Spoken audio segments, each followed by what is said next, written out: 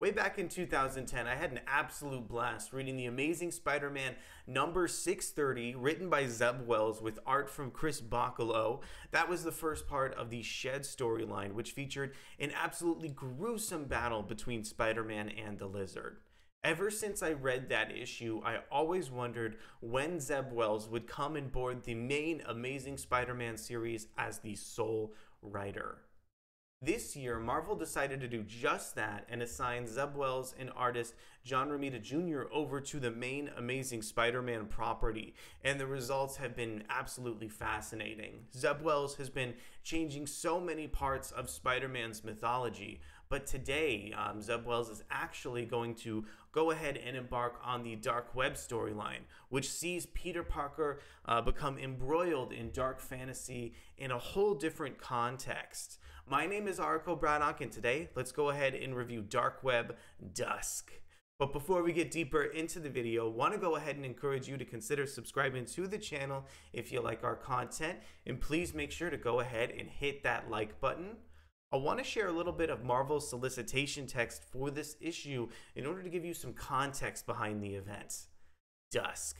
The two most famous clones are back to take what's theirs. Benreilly and Madeline Pryor have had enough and are reigniting the Inferno. Spider-Man and the X-Men are not ready for what's coming, and what role does Venom have in all this? The sun is setting, the dusk is approaching, and it's going to be a long night. So this Dark Web Dusk issue is written by Zeb Wells, art from Adam Kubert, colors from Frank Martin, and we have a cover that I'm going to show you in just a moment, drawn by Adam Kubert with art from Alejandro Sanchez. Without further ado, here is the beautiful cover over from Kubert and Sanchez. And I want to go ahead and talk a little bit about this kind of debut issue and kind of what my thoughts were about Dark Web Dusk in general. So I had an absolutely kind of phenomenal time with this issue. I really thought it carried some of the characterization that I've been waiting to see, from Madeline Pryor and Benreilly for such a long time. Zeb Wells has done so much to kind of seed this story through several X-Men issues, the Free Comic Book Day issue, the previous run of Spider-Man with Amazing Spider-Man Beyond. So with all of this lead up, the stakes for Dark Web could not feel higher in this issue. I love how kind of the issue kicks off with this introduction scene over from Adam Kubert that we're looking at right now. It looks like we only have kind of this first page for it, but I think the series does a really good job establishing the dark fantasy tone for Dark Web right off the get-go with this really kind of harrowing opening scene, which I think is drawn extremely well from Adam Kubert. I do have to be honest, the art in this issue is not perfect, and one of the problems that I had was it was difficult for me to tell some of the characters apart from each other, especially because we have clones in this issue, so I had to kind of put a lot of faith into some of the prose in text from Zeb Wells. Overall, I would say that that's the main issue with the art, is that when people are in plain clothes, it can be difficult to tell them apart, because I think Kubert draws the characters and kind of structures so similarly. But I do enjoy that when we kind of shift away from this sequence with Ben and Madeline, that Zeb Wells does not forget all of the other aspects that he's been kind of seeding and building to within Spider-Man. The relationship between Norman Osborn and Peter Parker has been particularly important, and I am so happy to see that we haven't forgotten about the relationship between these two heroes. In fact, this Dark Web Dusk issue does a great job expanding Norman's role and showing how Norman is going to be utilized in the event. Also, this issue does a really pretty solid job here setting up the Gold Goblin storyline, and there's some really tense moments between Norman and Ben that I really, really enjoyed.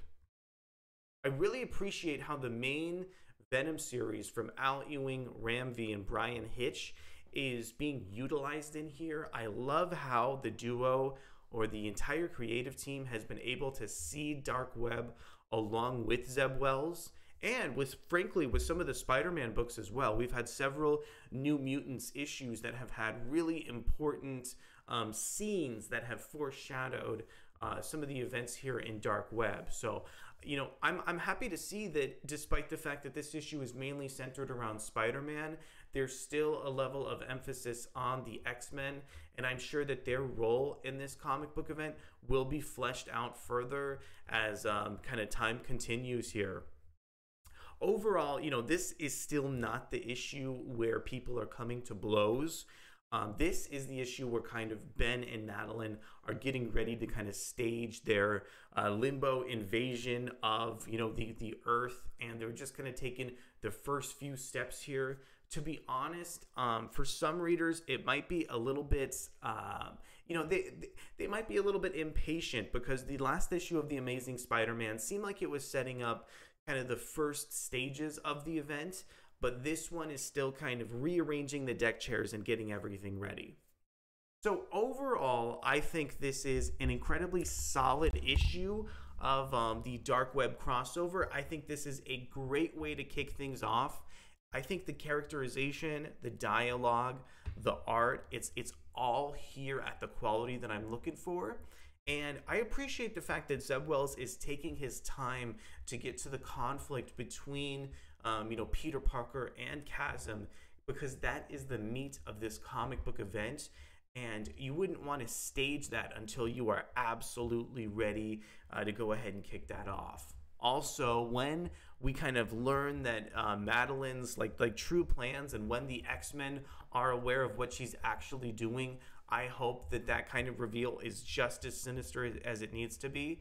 And I am very empathetic and sympathetic to the fact that it takes time to build up a comic book event.